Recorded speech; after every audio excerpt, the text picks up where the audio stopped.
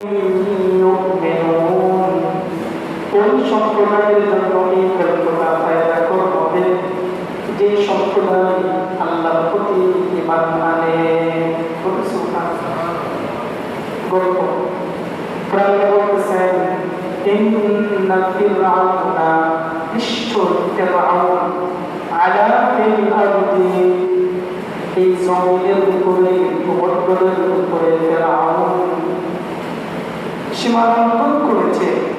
আল্লাহ বলতেছেন কি ফিরআউন জমিনের উপরে সীমালঙ্ঘন করেছে, জুলুম করেছে, অত্যাচার করেছে, মানে যত খারাপ হয় সব করেছে।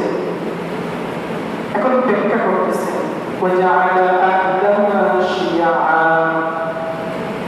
ফিরআউন কোন দেশে ছিল? মিশরে। কোন দেশে ছিল ফিরআউন? মিশরে। আল্লাহ বলতেছেন ফিরআউন মিশরের জনগণকে দলে দলে বিভক্ত করে দিয়েছিল, দলে দলে ভাগ করে ফেলেছিল।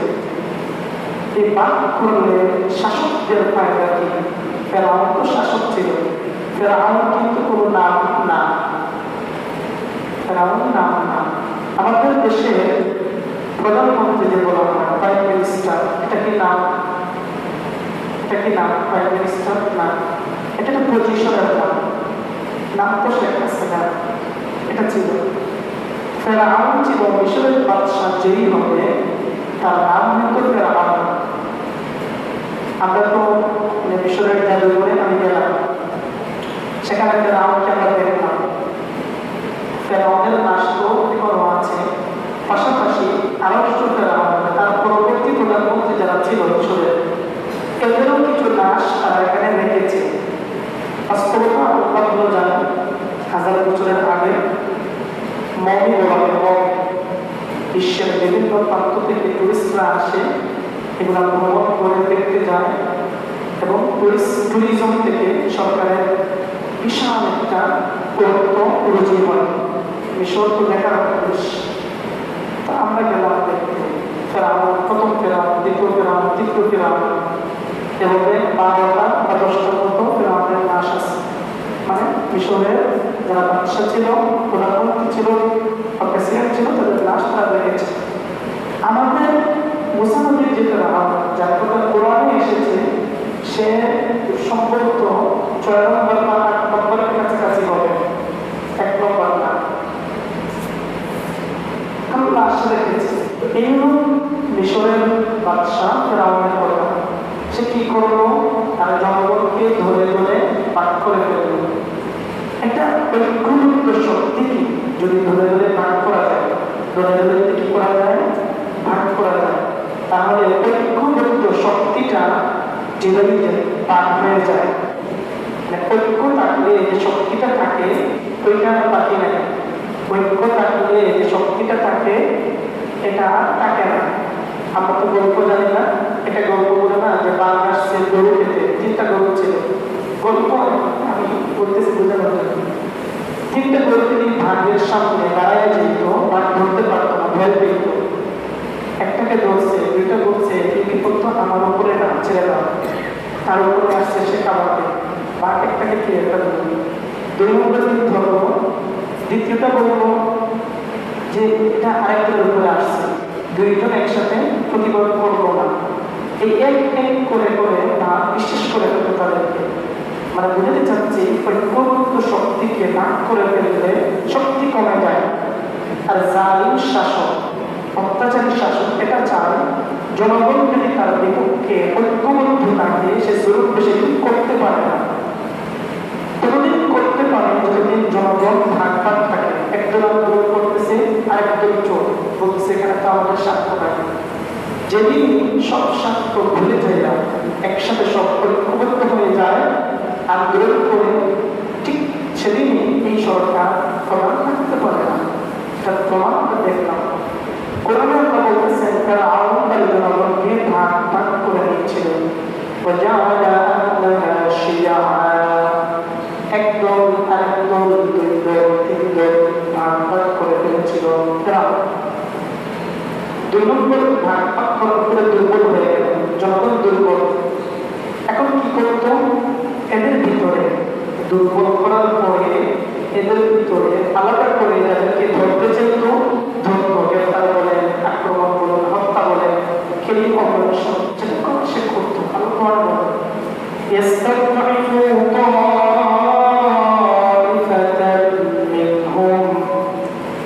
জনগণকে ভাগ ভাগ করার পরে তার নির্ধারিত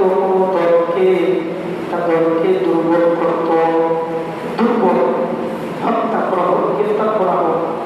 একটা দলের উপরে যখন আক্রমণ হয়, আমি বোঝানোর স্বার্থে বলছি, রাজনৈতিক আলোচনাটা আমি একদমই পছন্দ করি না। ধরেন আমাদের দেশে আগের সরকার যখন বিএনপিকে ধরতে চাইত, সব লিডারকে গ্রেফতার করতেছে, ওই ধরতেছে, মানে দুর্বল করে ফেলা। জামাতকে ধরতে চাই, যখন ধরেছে দুর্বল করে ফেলা, হেফাজতকে ধরেছে দুর্বল করে ফেলা, ওরাকে আমাদের স্ত্রীকে ধরলে দুর্বল করে ফেলা, মানে একটা শাসন না করে ধরতে পাঠ করে। এখন হেফাজত, এরপরে জামাত, এরপরে বিএনপি, এই যে ভাগ ভাগ হয়ে যাওয়ার পরে একটা একটা করে ধরে অন্যতম মনে করে এটা আমাদের উপরে না। আর শাসক শ্রেণীও ভাগ করার পরে একটা একটা করে দুর্বল করে ফেলতে পারে সহজে। ফেরাউন এটা করত। মিশরের দুইটা ইয়ে ছিল, তখন দল ছিল। একটা ছিল ফেরাউনের গোষ্ঠী, ফেরাউনের দল, যাদেরকে বলা হইত কৃতি। কি বলা হইত? কৃতি, কৃতি। তার দলের নাম ছিল কৃতি। আর শত্রুদের সাথে শত্রুতা করত, এদের নাম ছিল বানি ইসরাঈল। কে ছিল? বানি ইসরাঈল। বেশি বেশি নবী বানি ইসরাঈল এসেছেন। দুই দল ছিল, সরকারের আওয়ামী লীগ ছিল, সরকার ছিল, তার বিরুদ্ধে ছিল একটা দল। বোঝানোর জন্য করতেছে, সে দুর্বল করে, দুর্বল করে কি করত? বানি ইসরাঈলকে দুর্বল করে রাখছে। রাখার পরে আল্লাহ বলেন তখন ফেরাউন একটা স্বপ্ন দেখে, কি স্বপ্ন? স্বপ্ন দেখতেছে একটু বিরাট মিশর, এই মিশর বাংলাদেশ হলো শাম, মানে ফিলিস্তিন, গাজা। আমি আগের জুমলায় বলেছিলাম যে শাম হলো 4টা দেশ নিয়ে, একটা হলো সিরিয়া, ফিলিস্তিন, লেবানন, জর্দান। এই 4টা দেশ মিলে হলো শাম। সে স্বপ্ন দেখতেছে, ফেরাউন স্বপ্ন দেখতেছে বাইতুল মাকদিস, মসজিদে আকসা থেকে একটা আগুন এসেছে, একটা আগুন এসে মিশরকে চতুর্দিক থেকে গ্রাস করে ফেলেছে। স্বপ্ন কে দেখতেছে? ফেরাউন দেখতেছে স্বপ্ন। স্বপ্ন দেখার পরে সমস্ত যার উপর সবাইকে জমা করলো, তো এই স্বপ্নটা কি দেখলাম? তারা এটা ব্যাখ্যা করলো যে বনি ইসরাঈল থেকে একজন পুরুষ লোক আসবে সামনে, যার হাতে মিশর তার রাজ্যের পতন হবে। তখন সে ফরমান জারি করলো, তাহলে এখন থেকে বনি ইসরাঈলের মধ্যে কোনো ছেলে সন্তান জন্মগ্রহণ করতে পারবে না, কারণ সেটা আমার শত্রু হবে। সরকারি ফরমান, জালেম। বর্তমান চীনে এটা করতেছে। চীনের ভিতরে মুসলিমকে নিধন করতে যায় না, এলাকাকে এলাকা আর গ্রেফতার করতেছে, মহিলাদেরকে আটক করে মেয়েদেরকে হত্যা বানায় ফেলতেছে। মানে একটা জাতি বিশ্বাস করতে চান। ফেরাউন এটা করেছিল এবং ইসরাঈলকে মানে পুরুষ শূন্য করে ফেলা। এখন সে আদেশ করলো, এখন থেকে একটু কষ্ট করে সামনে চলে আসে, যারা বসেছেন এরকম না বসা, সামনে চলে আসে, জমে বসা, ভালো হয়ে যাবে। ফেরাউন আদেশ করলো যে কোনো ছেলে সন্তান বনি ইসরাঈল তার শত্রুদের ভিতরে আসবে না। আদেশ, যারা আসবে জমে করে ফেলতে হবে, আর মহিলাদেরকে দাসী বানায় ফেলতে হবে। ফেরাউনের আদেশ। আল্লাহ বলতেছেন ফেরাউন বনি ইসরাঈলের সন্তানদেরকে জমে করে ফেলত, এবং মেয়ে সন্তান মহিলাদেরকে জীবিত রাখত, কিন্তু দাসী বানায় রাখত। আল্লাহ বলেন নিশ্চয়ই ফেরাউন কানা মিনাল মুফসিদিন, জমিনে হত্যার আধিক্যতার মাধ্যমে এই জমিনে সবচেয়ে ফাসাদ করনেওয়ালার ভিতরে ফেরাউন ছিল বড় একজন। এত সময় তো ওরকম বুঝতেন আল্লাহ বলেন জুলুম করতেছে, বেশি জুলুম করতেছে, মুসা নবীকে আসতে দিবে না।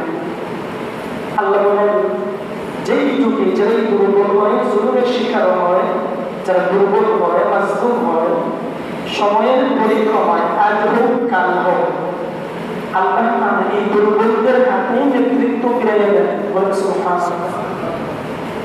আল্লাহ বলতেছেন উরিদু আন নামুন্না আলাল্লাযীনা ইসতুদঈফু। আল্লাহ বলেন আমি চাইলাম। আল্লাহ কি চাইলেন? আন নামুন্না ওই সমস্ত ব্যক্তিদের উপরে অনুগ্রহ করব। আল্লাহ বলেন আমি চাইলাম যাদেরকে ফেরাউন দুর্বল বানায় রাখছে, দুর্বলদের উপরে আমি অনুগ্রহ করব, মায়া করব। মায়াটা কেমনে হবে? আল্লাহ বলেন ওয়ালাজালহুম আইম্মাতান। এরা তো এখন ফেরাউনের অধীনে আছে, জুলুমের শিকার, দাসী আছে, মানে একদম নিচু বানায় রাখছে। আল্লাহ বলেন তাদেরকে আমি অনুগ্রহ করব। কি অনুগ্রহ? ওয়ালাজালহুম আইম্মাতান, দাস থেকে আমি তাদেরকে রাজা বানিয়ে দিব। সবাই তো সুবহানাল্লাহ বলেন না? এক নম্বর দুর্বলদেরকে আপনি কি বানাবেন? রাজা, একদম নিচু থেকে প্রেসিডেন্ট বানিয়ে দিবেন। দুই নম্বর আল্লাহ বলেন ফেরাউন বলতেছে, ফেরাউন কি বলে? ফেরাউন বলে মিশরের জমিন আমার। সে বলতেছে সে নিজে খোদা, সে পানি দিয়ে, সে সব কিছু দিয়ে, এগুলো বলে না। সে বলে তার রাজত্ব মালিকানা দাবি করে, আর বলছে তোমাদের কিছুই নেই, তোমরা দাস। আল্লাহ বলেন তোমাদের তো এক নম্বর পুরস্কার রাজা বানাবো। দুই নম্বর পুরস্কার মিশরের রাজত্ব, মিশরের উত্তরাধিকার তোমাদেরকে বানাবো। পাশাপাশি মিশরের নাগালের শাম, এই শামের বিশাল বউকে তোমাদের উত্তরাধিকার সম্পদ দিয়ে দিব।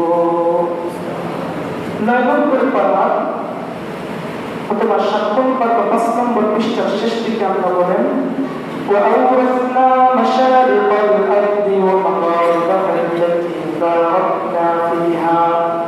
আল্লাহ বলেন আমি ওই বনি ইসরাঈলকে, যাদেরকে পৃথিবীর পূর্ব প্রান্তে, পশ্চিম প্রান্তে সব দিকে দুর্বল বানায় রাখা হয়েছিল, আমি এই বনি ইসরাঈল দুর্বলদেরকে, মাজলুমদেরকে সর্বোত্তম জমিন শামের মালিক বানিয়ে দিব। পৃথিবীতে সবচাইতে বরকতপূর্ণ জায়গা কোনটা? পৃথিবীতে সবচাইতে বরকতপূর্ণ জায়গা হলো শাম। কোন জায়গা? 4টা দেশ শাম। কোরআনে যত জায়গায় আল্লাহ বলেছেন যে আমি এই জায়গায় বরকত রেখেছি, ওই জায়গায় বরকত রেখেছি, এই বরকতের জায়গা যেখানেই এসেছে সেই জায়গার ব্যাখ্যা হলো শাম।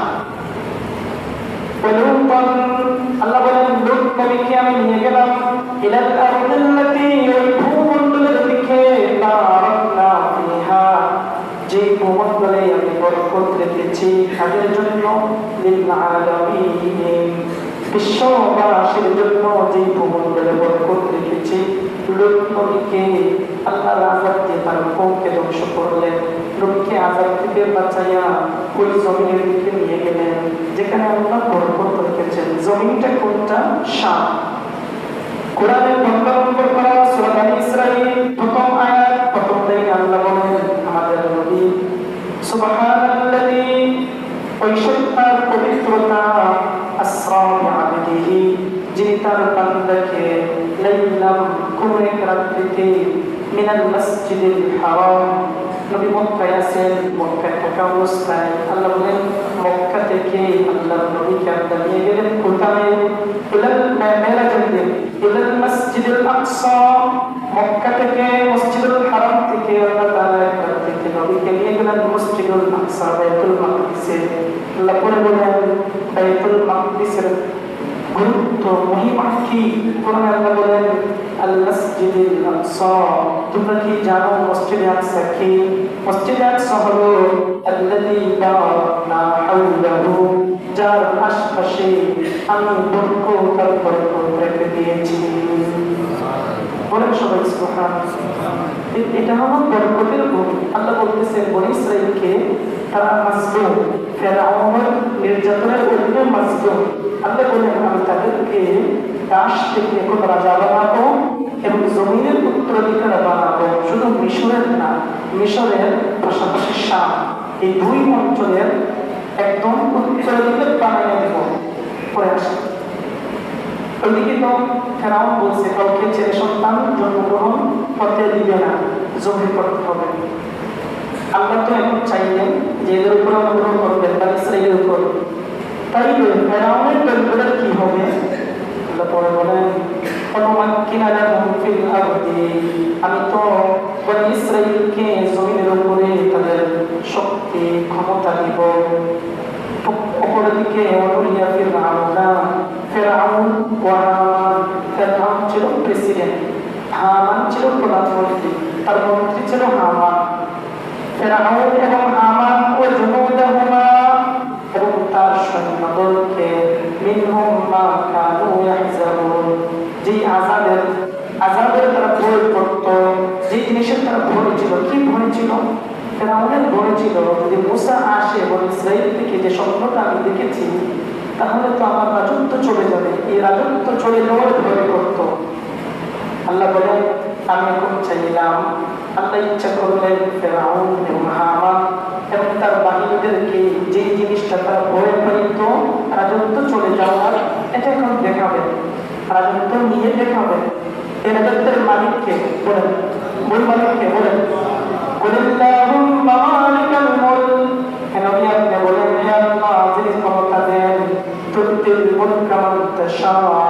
আল্লাহ তুমি যাকে চাও তাকে রাজত্ব দাও, তুমি যার থেকে চাও তার থেকে রাজত্ব কেড়ে নিতে পারো। আল্লাহ যাকে চান তাকে রাজত্ব দেন, আর যাকে চান কেড়ে নেন। ইজ্জত দেওয়ার মালিককে সবাই বলেন নাকি আপনি যাকে চান ইজ্জত দেন, যাকে আপনি চান তাকে আপনি লাঞ্ছিত করেন।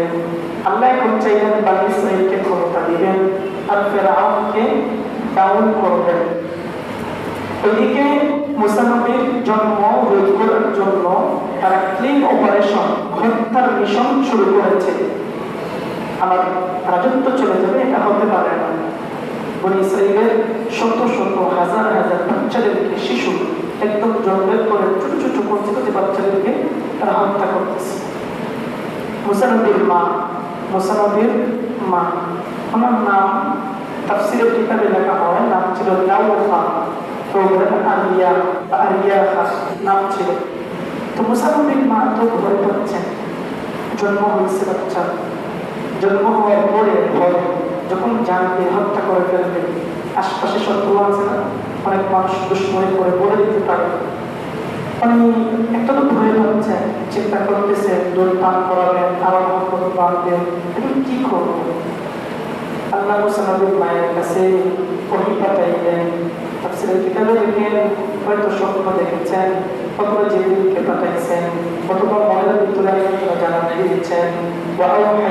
আল্লাহ বলেন আমি ওহী পাঠাইলাম কার কাছে? ইলা উম্মি মুসা, মুসার মায়ের কাছে পাঠাইলাম। কি ওহী? আমি তুমি তোমার ছোট সন্তানকে দুধ পান করাতে থাকো, পান করা চেষ্টা করিও না। বলেন সুবহানাল্লাহ। যখন তোমার ভয় হবে, কি ভয়? ফেরাউনের দলবল জেনে যাচ্ছে, জেনে গেলে তোমার ছেলেকে হয়তো তারা হত্যা করে ফেলবে। যখন এই ভয়টা হবে, জেনে যাওয়ার ভয় হবে, তখন তোমার জন্য আদেশ। কি আদেশ? যখন তুমি মুসার জানের জন্য, জানের খতরা, জানের ভয় পাবা, তখন তুমি নদীতে তাকে ফেলে দাও। এই আয়াতে একটা আলোচনা নাই যেটা 16 নম্বর পারা 13 নম্বর পৃষ্ঠার শুরুতে আছে। আল্লাহ প্রথমে বলছেন মুসলমানকে আমি প্রথমে একটা বাক্সের মধ্যে ভরবা। কিসে ভরবা? তাফসীরের কিতাবে লেখে এই বাক্সটা আল-কাতরা দিয়ে কালার করা হয়েছে। আমি জানি না আল-কাতরা দিয়ে মনে হয় পানি টানি কম ঢোকে, এমন নাকি? কাক নষ্ট হয় না, লম্বা আচার এটা ফাইব্রাস আমি বুঝতেছিলাম। তো আল-কাতরা দেওয়া এবং এখানে শুনতে পারে, এত বড় বাচ্চা ছিল শুনতে পারে। আল্লাহর হুকুম বাক্সে প্রথমে ভরবা, তারপরে নদীতে ফেলে দিবা। নদীর নাম কি? নীল নদ। পৃথিবীর দুইটা নদী সবচেয়ে লম্বা, পৃথিবীর সর্ববৃহৎ লম্বা নদী দুইটা, একটা হলো নীল নদ আর একটা হলো ফুরাত। কি কি বলেন তো? আচ্ছা, আমাদের যে মনোনদী আছে এই মনোনদীর উৎস শুরু আমরা বুঝতে পাই ইন্ডিয়াতে। ইন্ডিয়া থেকে সূচনা হয়েছে। পৃথিবীর প্রতিটা নদীর সূচনা কই থেকে হয়েছে এটা পাওয়া যায়, কিন্তু নীল নদ এবং ফোরাতের সূচনা কই থেকে হয়েছে এটা পাওয়া যায় না। একটা হাদিসে আল্লাহর নবী বলেন নীল নদ এবং ফোরাতের সূচনা হলো জান্নাত থেকে। কেউ তো সুবহানাল্লাহ বলেন? আপনারা তো সুবহানাল্লাহ বলেন না? এটা বললে নাম আমার নাম হবে, সওয়াব হবে, সবাই বলবে সুবহানাল্লাহ। সবাই বলবে তাসবিহ। এটা সূচনা হলো জান্নাত থেকে। আর মিশরের মানুষের জীবন হলো নীল নদ, এটা ছাড়া এরা বাঁচবে না। আমরা যে পানি খাই নদীর পানি, গোসল করি নীল নদের পানি, নীল নদ ছাড়া আমরা থাকতে পারবো না। এটা মিশরের দেশ অনেক বিশাল, বাংলাদেশ থেকে 10 গুণ বড়, জনগণ বাংলাদেশ থেকে কম। তাদের জনগণের সব হইল নদীর পাশে, প্রতিটা শহর হইল নদীর পাশে। এই যেমন মৌলভীবাজার মধ্যখানে বড় নদী, দুই পাশে শহর, ঠিক এভাবে নদীর পাশ করে তাদের বসত বাড়ি গড়ে উঠেছে। সবাই নীল নদ। এই নীল নদ প্রাচীন কাল থেকে এটা নীল নদ আছে, এর কারণে তারা যুদ্ধ করে। ঠিক তদ্রুপ ফুরাত নদী। এই নীল নদের আলোচনা কোরআন শরীফে নীল নদের আলোচনা 7 থেকে 10 জায়গায় এসেছে। বলেন সুবহানাল্লাহ। নীল নদের গুরুত্ব।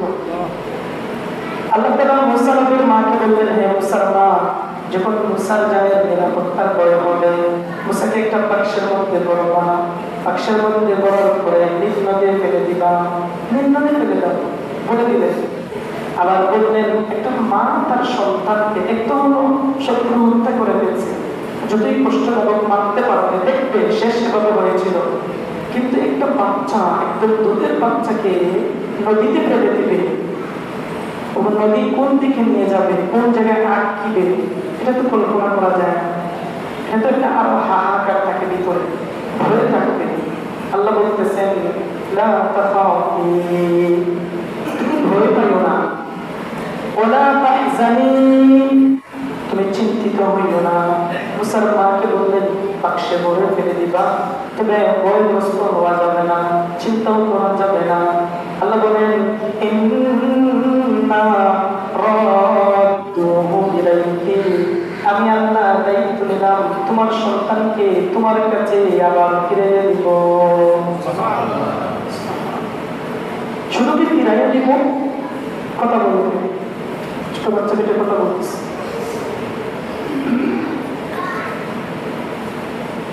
এক নম্বর ফিরাইয়া দিব, 2 নম্বর ফাজাইলুহু মিনাল মুরসালিন, এটাও জেনে রাখো ফিরাইয়া দেওয়ার পরে তোমার সন্তানকে আমি একজন বিরাট বহু বড় একজন নবী বানাইয়া দিব। একটু বলতেছেন ভয় হইও না, আমি ফিরাইয়া দিব। শুধু ফিরাইয়া দিব এটা না, নবী বানাও। তারপরে তো মা, এটা তো আমি বুঝবো না, মা বাবার মহব্বত কি আমি এটা বুঝবো না, কিন্তু আল্লাহ বলতেছেন ফিরাইয়া দিব। তাই দুধ পান করাইলেন, দুধ পান করাইছেন 3 মাস, 3 মাস পরে নদীতে ফেলে দিয়েছেন। আল্লাহ বলেছেন যে আমি ফিরাইয়া দিব। পরে কি হয়?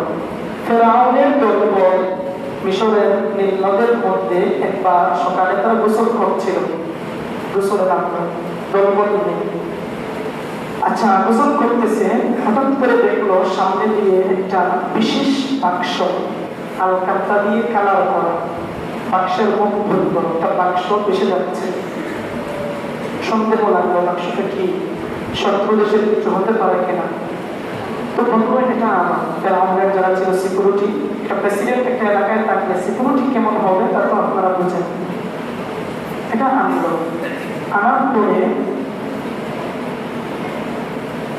এটাকে তারা নিল, নেওয়ার পরে বাচ্চা দেখলো, সুন্দর বাচ্চা, মহব্বত লাগলো। এটা বুঝলো না তারা, আল্লাহ বলতেছেন فالتقطه آل فرعون ليكون لهم عدوا وحزنا। ফেরাউনের দল মুসাকে নিল, এটা জানলো না যে এই সামনে তার শত্রু, এই হবে তার সামনে চিন্তার কারণ। ইন্না ফিরআউনা ওয়া হামানা ওয়া জুনুদাহুমা কানু খাতিঈন। আল্লাহ বলেন ফিরআউন, হামান আর সৈন্যবর্গ এখানেই ভুল করলো। তারা তো অন্য জায়গায় খুঁজছিল, তাদের শত্রু যেখানে পাওয়া যাবে হত্যা করবে। এই শত্রু চীনা থেকে ভুল করে ফেলল। আপনার কৌশল এখন আমার পরে তো হত্যা করা স্বাভাবিক, যেহেতু এটা বাচ্চা কোন জায়গা থেকে আসতেছে তাও জানে না। তারা আমাদের স্ত্রী, প্রেসিডেন্টের স্ত্রীর পাওয়ার কি আমাদের মতো? এটা একটু বেশি থাকবে, একটু বেশি না আরো বেশি থাকবে। স্ত্রী বলে এই বাচ্চা দেখে আমার অনেক মায়া লাগতেছে, এটা আমাদের তো কোনো সন্তান নাই, এই বাচ্চাকে রেখে দাও, এটা আমার চোখের টানক হবে এবং ফেরাউন তোমারও চোখের টানক হবে। এই যে অন্ধ, এটা ঘুরাইছেন কে? হাদিসে আল্লাহর নবী বলেন ইন্না কুলুবা বানি আদম, মানুষের অন্তর আল্লাহ তাআলার দুই আঙ্গুলের নিয়ন্ত্রণে থাকে। ইয়াসরিফুহা কাইফা ইয়াশা, আল্লাহ মানুষের অন্তর যখন যে মুহূর্তে যেই দিকে ইচ্ছা সেদিকে ঘুরাইয়া দিতে পারে। সুবহানাল্লাহ।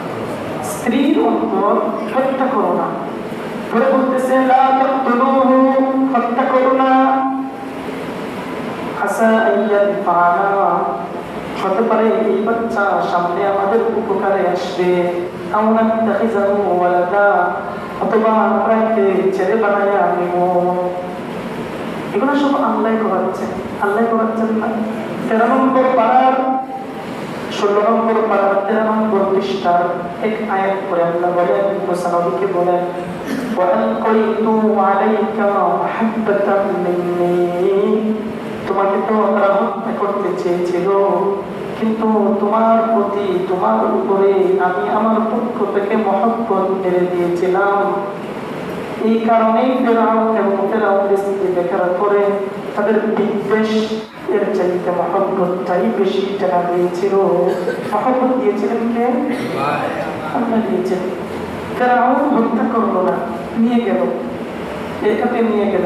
তাফসীরের কিতাবের ভিতরে দেখে যখন ফেরাউন ছিল এই মুসা নবীকে পাইলেন বাক্সের ভিতরে, মুসা নবীকে এমন অবস্থায় পাইলেন ওনার এই আঙ্গুল, আরবিতে এই আঙ্গুলকে বলা হয় ইবহাম, আঙ্গুলটা চুষতেছেন। ছোট ছোট বাচ্চাদেরকে আমরা দেখি আঙ্গুল চুষে, এটা অভ্যাস, অন্য কোনো আঙ্গুল চুষে না, এটা চুষে ইজিলি। আল্লাহ তাআলা মুসা নবীকে বাক্সের ভিতরে ছোট বাচ্চা 3 মাসের দুধের বাচ্চা কি খাবে? আল্লাহ তাআলার কুদরতি ভাবে মুসা নবীর এই আঙ্গুলের ভিতরে দুধের নহর তৈরি করে দিয়েছিলেন। ফেরাউন থেকে বাক্সের ভিতরে এই বাচ্চা দুধ খাচ্ছে। বলেন না সুবহানাল্লাহ। তখন তারা বুঝলো এটা সাধারণ কোনো বাচ্চা না। 2 চোখের মধ্যখানে একটা আলো দেখা গেল, স্পেশাল আলো ঝিলমিল করতেছে। কিছু কিছু বাচ্চাদের ক্ষেত্রেই মনে হয় সে আলোচিত ফ্যামিলির সন্তান, উন্নত ফ্যামিলির সন্তান। তারা বুঝলো ছেলেটা ভালো হবে, নিয়ে নিল। মুসা নবীর মা তো খুব চিন্তিত, ওইদিকে খুব চিন্তিত যে মুসা নবীর মা সন্তানকে ছেড়ে দিলাম। ওইদিকে অনেক কি করছেন,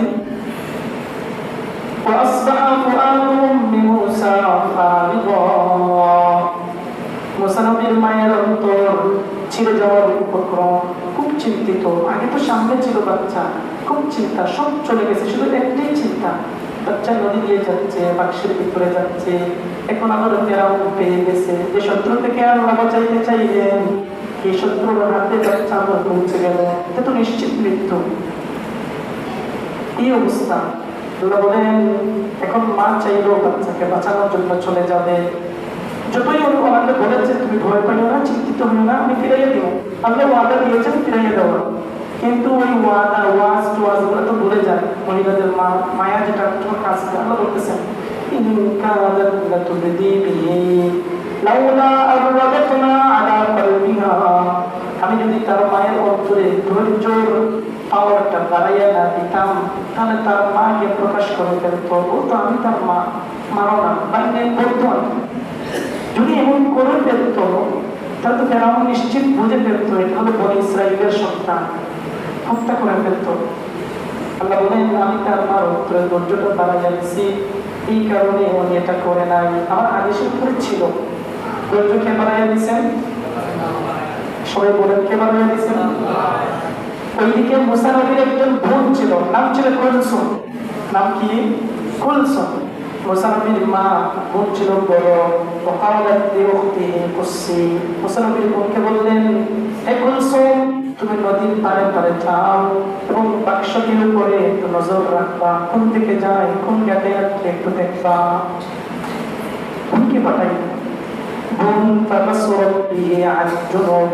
দূর থেকে আগলা থেকে দূর থেকে দেখলো, ফলো করতেছিল, নজর রাখতেছিল।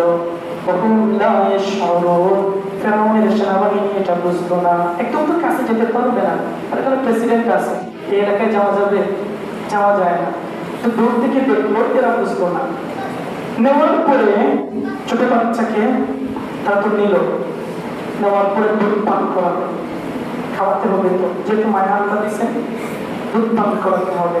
ঘোষণা দিল বিভিন্ন রাজ্য থেকে ছাত্রী যারা দুধ পান করায় এদেরকে আনানো হলো যে দুধ পান করানোর জন্য।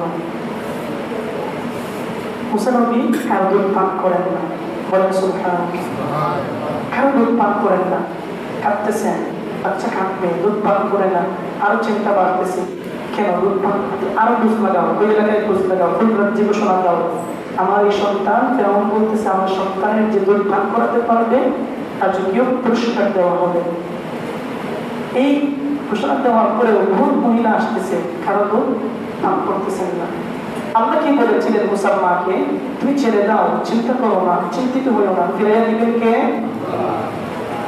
আল্লাহ বলেন ওয়াহাররামনা আলাইহিল মারাজিআ ক্বাবলু, দুধদাত্রী যারা দুধ পান করায়, যে মহিলা যাদের স্তন থাকে, আল্লাহ বলেন মুসার উপরে তার মা ব্যতীত অন্যান্য মহিলার স্তনে মুখ নেওয়াটা হারাম করে দিয়েছিলাম।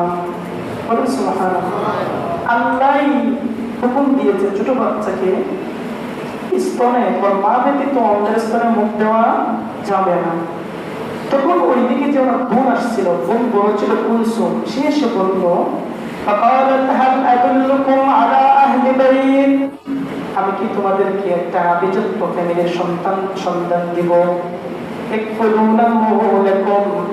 ওই সম্ভ্রান্ত ফ্যামিলি হতে পারে, তোমাদের এই বাচ্চার জিম্মাদারিকে লালন পালন করবে, এবং এরা এই বাচ্চার কল্যাণকারী হবে। ভালো ফ্যামিলি, মহিলারা ভালো, এদের দুধ পান করতে পারে, কারণ ছেলেটাকে দেখে মনে হচ্ছে উন্নত ফ্যামিলির সন্তান, যে কোনো কারণে দুধ পান করবে না। বলতেছেন কে? মুসা নবীর বোন বলতেছেন। বলল ঠিক আছে নিয়ে আসো। মুসা নবীর বোন কাকে নিয়ে গেলেন? মাকে নিয়ে গেলেন। বলেন সুবহানাল্লাহ। নেওয়ার পরে তো দুধ পান করলেন। সুবহানাল্লাহ। এখন তো অসুবিধা নাই। আল্লাহ বলতেছেন আমি যখন মুসার মাকে ওয়াদা দিয়েছিলাম ফিরাইয়া দিব, এই কৌশলের মাধ্যমে আমি আমার মুসাকে মুসার মার কাছে ফিরাইয়া দিলাম।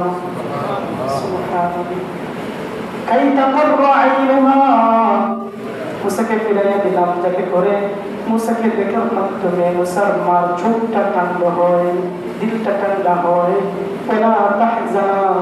আর চিন্তাগ্রস্ত না হয়, এবং এটাও জানতে পারে আল্লাহ তাআলার ওয়াদা ছিল সত্য। বলুন সুবহানাল্লাহ। আল্লাহ ওয়াদা দিয়েছিলেন ফিরাইয়া দিবেন, দিয়েছেন তো না? ওয়ালাকিন্না আকতারুহুম লা ইয়ালামুন, فلما بلغ أشده واستوى آتيناه حكما وعلما وكذلك نجزي المحسنين। এরপরে মুসা নবী ধীরে ধীরে বড় হলেন, ইলম দিলেন, হিকমত দিলেন। সামনে আর ঘটনা আসে। আজকে আমরা এই পর্যন্ত থাকি। আগামী জুমাবারে এরপর থেকে আলোচনা করব। ফুল সূরা শেষ করা যাবে না, সূরা নওবা 15-20টা। হয়তো আগামী 2 জুমা আপনাদের সাথে থাকবো। আমার ফ্লাইট হলো 8 তারিখ সকালে, 7 তারিখ চলে যাবে। এবং এখনো আমার এলাকায় একবারও যাই জমা করাই যায় সবাই আগে। এখানে চলে আসি এই কারণে সবাই আসেন, মহব্বত লাগে, ভালো লাগে আলোচনা করতে। বিশাল আগামী 2 জুম্মাতে আসলে এটা আলোচনা যতটুকু যায় করবো। আজকের আলোচনা থেকে আমরা যেটা শিক্ষা বের করতে পারি 1-2 মিনিট।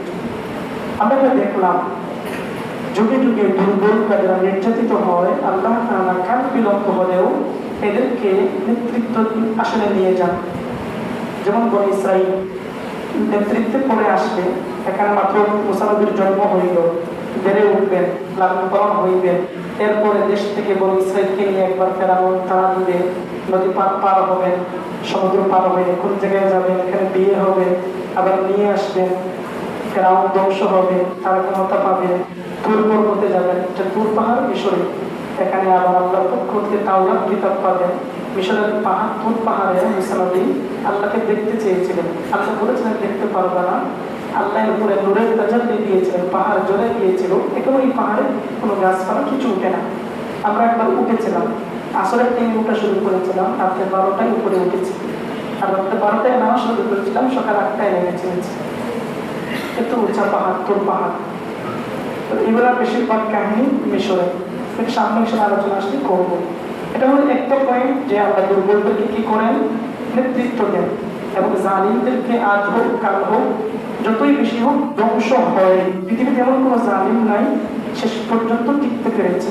এই আমেরিকাও একদিন ধ্বংস হবে। তাদের জুলুমের ইতিহাস কম না, অনেক বড়। এরপরে আপনি এটাও দেখালেন, আল্লাহ যদি চান কাউকে লালন পালন করতে, আল্লাহ তাআলা শত্রু ঘরে, যে শত্রু 24 ঘন্টা খুঁজতেছে ওনাকে মারবে, ওর ঘরে ওর মহব্বতে সবচেয়ে উন্নত ভাবে নিরাপত্তার সাথে বড় করতে পারেন। বলেন সুবহানাল্লাহ। মুসা নবীকে হত্যা করার জন্য ফেরাউন তন্ন করে খুঁজতেছিল, অনেকেই খুঁজতেছে। এই কারণে হাজার হাজার শিশুকে হত্যা করেছে।